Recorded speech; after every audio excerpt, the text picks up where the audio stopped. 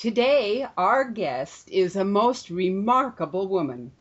She has received numerous awards for her active philanthropic activities to nonprofit and community organizations in Alabama, Georgia, Alaska, California, Florida, and Iowa, and has contributed to assisting nonprofit organizations, government, and business entities throughout Louisiana, Mississippi, and Alabama. This woman is so profound and so talented, there is no way that we could do her justice in one interview. Today, we will ask her to inform us on one aspect of what this remarkable woman does. She formed the Kids Initiative as a collaboration effort with other nonprofits across the United States to provide awareness to grassroots programs for kids from border to border in this country. She has also very recently become a representative of Safe Kids Now, which is another national organization with profound acclaim. She is the regional director in her area. Ladies and gentlemen, please welcome Sherrie Graham. Thank you, Rebecca. I'm not sure I can follow that introduction, but I'll do my best. Your best is pretty darn good, girl. Thank you. It's just part of living life and being a human being. Well, you've made some profound and wonderful difference in lives, and that is a qualification that I seek for people that I choose to interview, and you are really up there. I would like you to tell us just how did you get involved in giving back to your community? That started when I was a child. I had some role models, both of my grandparents, their siblings, my great aunts and uncles, who were always instrumental in giving back to their community, whether it was kids' activities, church, community. I had that sense of modeling and leadership that taught me at an early age to get involved. I also had two parents who were very instrumental in volunteering with their kids, whether it was teaching Sunday school or coaching Little League or working with brownies or just helping to raise money for my school activities. And two parents who actually allowed me to participate at a greater level than just in my community.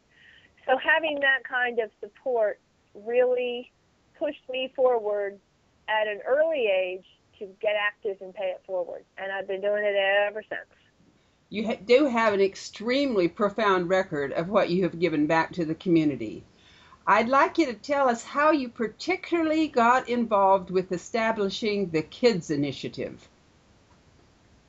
Thank you for asking me that. The Kids Initiative is something that it's very close to my heart. Over the years of working with kids, organizations who are interested and involved in kids' activities and are making a difference in their community, one thing became apparent. As many times as we focus on what organizations are doing, somehow in this country we are still missing on supporting our children. We have so many organizations that are becoming new. There's new programs created to help introduce character, to help teach financial literacy, help kids make new decisions, make better choices. We all focus on at-risk kids.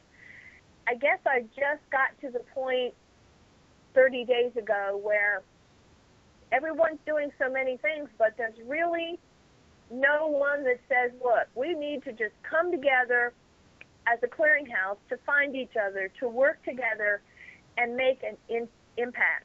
In the phone conversation with Stephanie Mann of Safe Kids Now, Ginger Carr with Carr Foundation, and another colleague of mine, Diane Easley, with Community Care Network in Ocean Springs, Mississippi, we just decided we needed to come together without borders as grassroots organizations and work towards the Kids Initiative.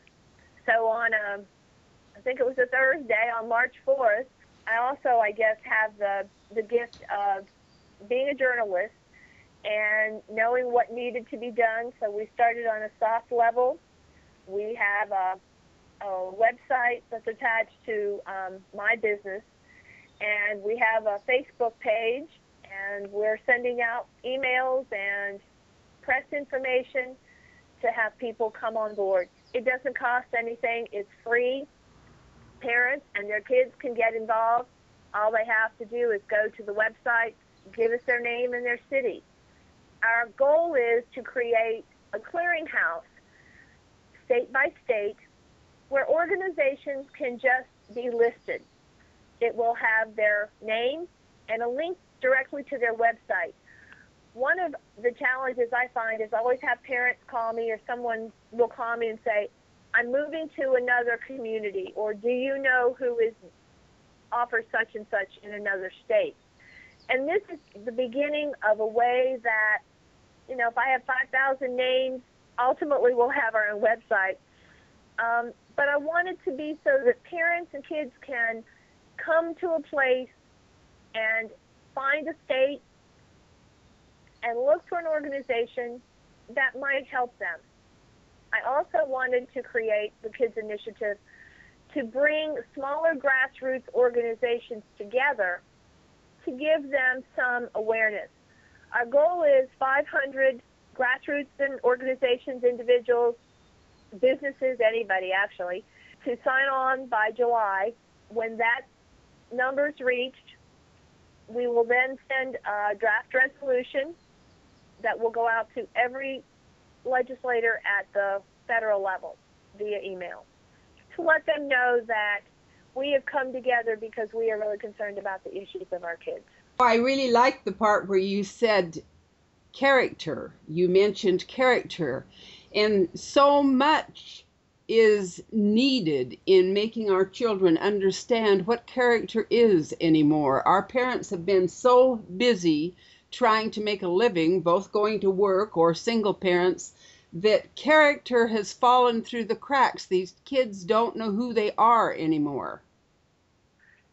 Well, I guess, Rebecca, they do. It's just that what they think, who they think they are and who they really can become is in the crossfire. It's a combination. It's comical when I think about, I taught school for 8 years, and the first year I taught school, in the 70s, career education was the new business words. It was the new words of the industry. And yet when I look at character education, and you're going to get philosophies that differ with my opinion, every child, every person has character. It is what we honor them with. It is the knowledge and the information that we give them to teach them a process that makes positive choices and teaches them how to make those positive choices. We don't support them enough, not just from the family, but from the education side. So it's got to be a community. It's got to be the parents, the grandparents, the neighbors, everyone involved in a child's life, positive or negative, is what is going to develop the character of that child from day one. Well, we're on the same page about character. I'm not sure it's something that can be taught in the school system. It has to be something that is part of every class, every choice that an educator makes, that a teacher makes when you're working with those kids. And you're right, when parents make those decisions. Because if you're not with your kids and they don't know who you are, that's how they're going to be as parents, because that's what they see and that's what they experience. Well, I agree with you, because character is defined by what a person really is, not what somebody wants to make them into. But when they find out who they really are a good and wonderful person if they're not in some dysfunctional society or circumstance. And you're right about that. You're very right about that. Helping kids find out who they are and being the best of who they are is the definition of their true character. And I'm really proud that you brought that out, because so many people think that they can help by just touching the surface. We need more than that. We need to touch their self-confidence, their interests, their qualities, and who they really are. We need to touch their soul, and we need to touch that part of their heart and brain that works together to give kids a sense of self, a sense of self-worth. When we talk about the value and the worth of a human being, we all start out in the same way. We all start out as babies, we all start out as kids, and we all are on the same journey, but we've all come and developed at different times.